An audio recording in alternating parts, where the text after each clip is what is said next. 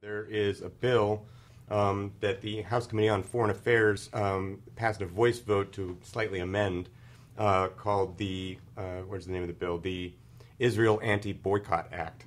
It essentially makes it illegal to participate in the boycott, divestment, and sanctions movement.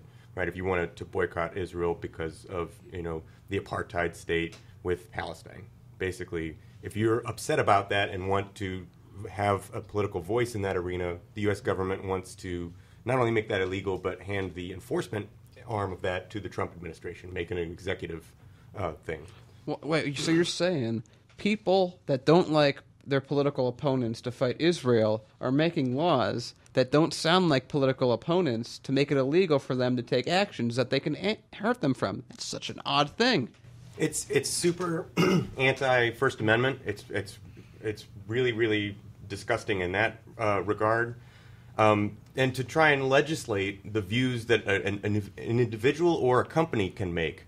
And one of the weird things, one of the weird questions I have is, okay, who decides if you're participating in a boycott movement? If I have a Middle Eastern restaurant and I don't buy Sabra hummus to put on my table, am I participating in the BDS movement? Is somebody going to come in?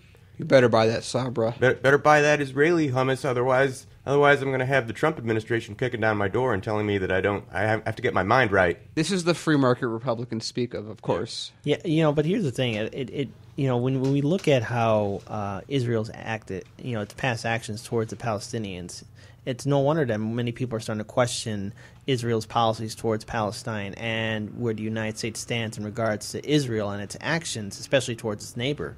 So, the fact that you have this law being passed and that this is being allowed, it should really cause some concern, because what else will they pass? What else will they then start writing down saying that we can and cannot do? Paul? So this is one of the things to keep this on your radar, but one of the real pernicious things about a bill like this is while it's obviously anti-First Amendment, pro-Israel PACs, and AIPAC is of course all over this, really like this because it forces individuals who do want to participate in this protest and do want to call attention to human rights abuses that are happening in Israel. It forces us to now be on the defense about protecting our own First Amendment rights instead of talking about what we really wanted to talk about in the first place. Yeah. So it's pernicious in that way.